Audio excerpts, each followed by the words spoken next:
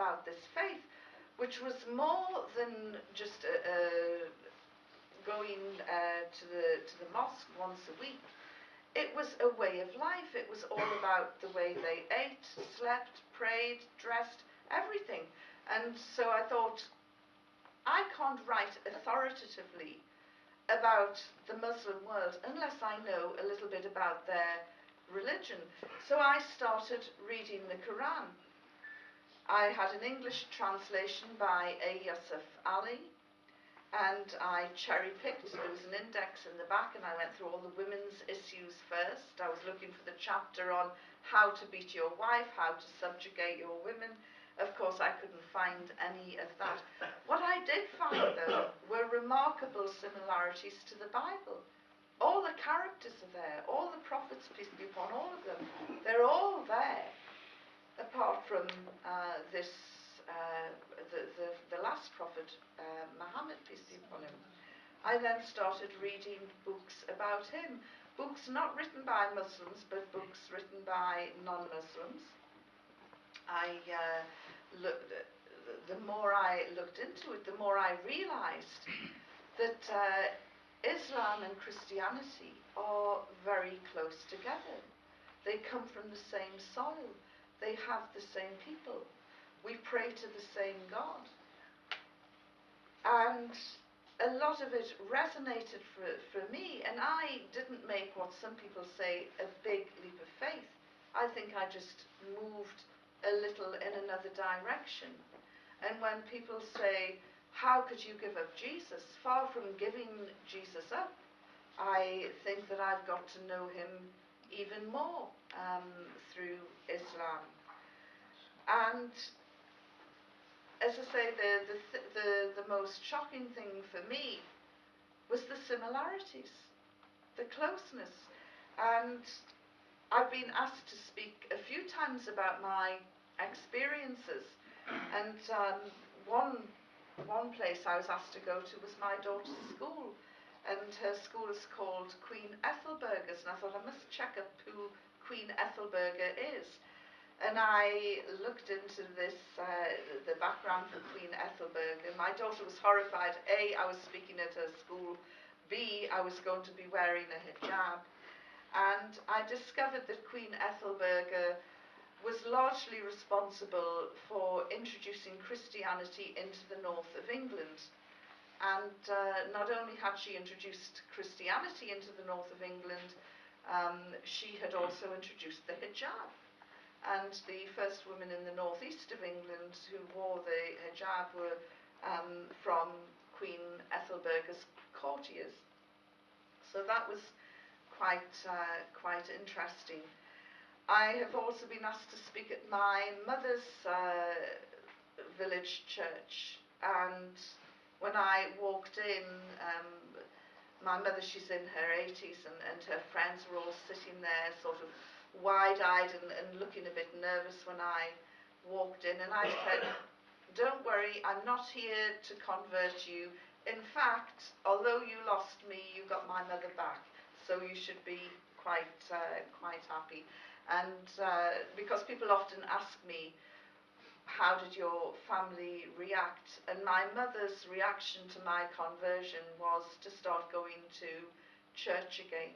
And I said to her, well, that's great, you know, you're getting spirituality back into your life. And I haven't tried to convert her, but I've said a couple of times, you know, that some of the things that she says and does are quite Islamic. And I've said, you know, it's not a huge step to make.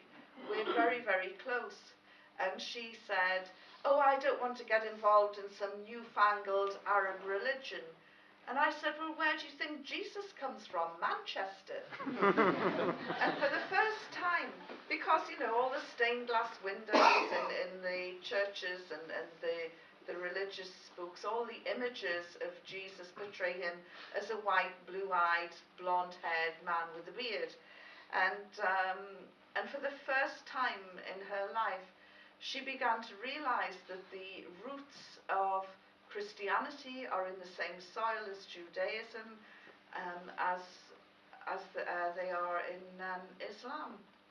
And so we've actually got a lot more common now. We discuss religion a lot more in when I go to the family home, and if anything, it has brought us closer together, and it has given the village where she lives a better understanding of Islam as well, because you know, in a community like Birmingham, where you know there is great integration, um, there is a greater understanding. But in this little tiny village in County Durham, when I go there, I'm the only hijab in the village. Um, People look and are quite shocked and fearful, and if they don't understand something, they think it must be bad. So I have to say there is a greater understanding towards Islam, and you know, these are very, very difficult times for Muslims. And to all the Muslims here, you know, I congratulate you for reaching out to the Christians, and to all the Christians who've come tonight. I thank you for coming and reaching out to us, because, you know, as Muslims, we need our non-Muslim friends more than ever. These are very unstable times for the Muslim communities. We're under a lot of outside pressures. I was going to say there are, you know, you look at the situation that's happening in Palestine, but they're our holy lands. I'm sure that you're in as much pain as we are over the bombs that are dropping in the holy lands at the moment. And the oldest Christian flock, of course, is in Bethlehem, which is sadly shrinking by the year.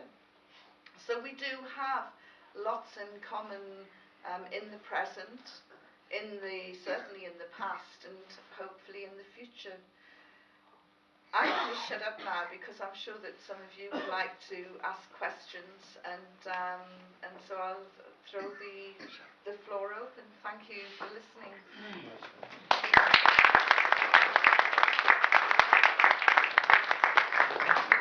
Thank you very much, Sister Yvonne Ridley.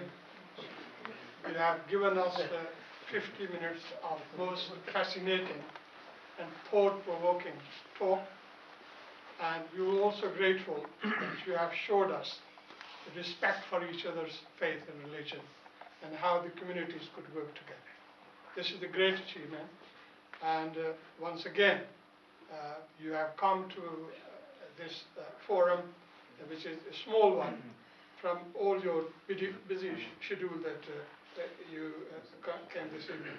I'm sure that there will be friends who would like to ask few things, few questions, and I'm sure that in the same atmosphere as we have been sitting so far, I'm sure that you'll ask the question. We've got about 10 minutes for that, and then there will be food upstairs. So, first question. All seem to be happy and quiet and satisfied. Yes, sir. Your name as well, please. My name, I would say the impact on your daughter since you've been back. How have things... I think impacted on your daughter at school, and how did it impact your conversion to Islam? How did it impact on your daughter's life? For those who didn't hear it at the back, he's asking how did my conversion impact on my daughter's life. She still hasn't, she was 9 years old when I was captured by the Taliban, and she still hasn't forgiven me for this episode, because she said it was so embarrassing. Nobody else's mother had been captured by the Taliban. And she was at, you know, she's in her teens now, but it's that age where anything that you do as a parent is horribly embarrassing, and